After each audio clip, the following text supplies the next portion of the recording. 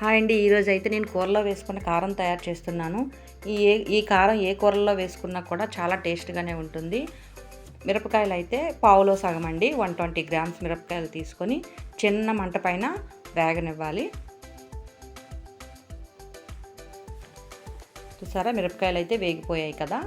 ఇవి ఒక ప్లేట్లో తీసుకుందాం.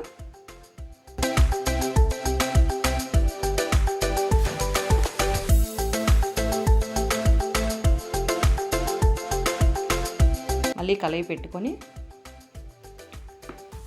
చిన్న టీ గ్లాస్ ధనియాలు,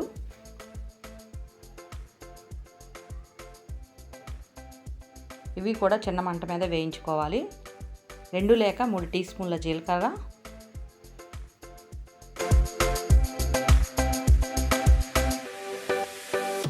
2 టీ స్పూన్ల ఆవాలు,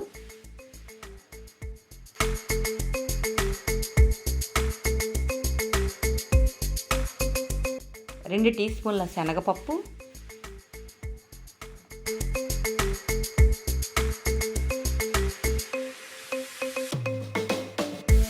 2 టీ స్పూన్ల నువ్వులు,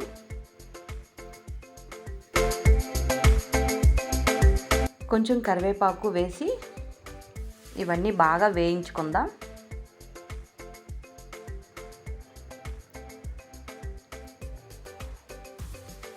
ఇవి బాగా వేగిన తర్వాత వేరే ప్లేట్లో తీసుకోండి.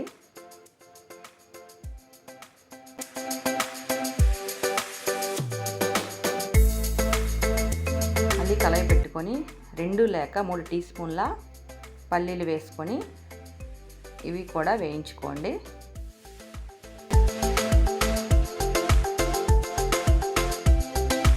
ఈ 2 రెడీ అయిపోయాయి కదండి. ఈ 2 బాగా చల్లారిన తర్వాత విడివిడిగా పొడి పెట్టుకొని 2 కలుపుకోవాలండి.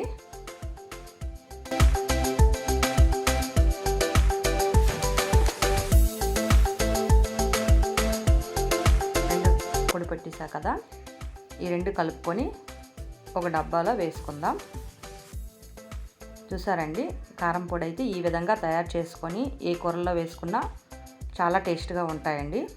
ఫస్ట్ టైం కనుక నా వీడియోస్ ఎవరైనా చూసిన వాళ్ళు ఉంటే ప్లీజ్ అండి లైక్ చేయండి, షేర్ చేయండి, సబ్స్క్రైబ్ చేయండి.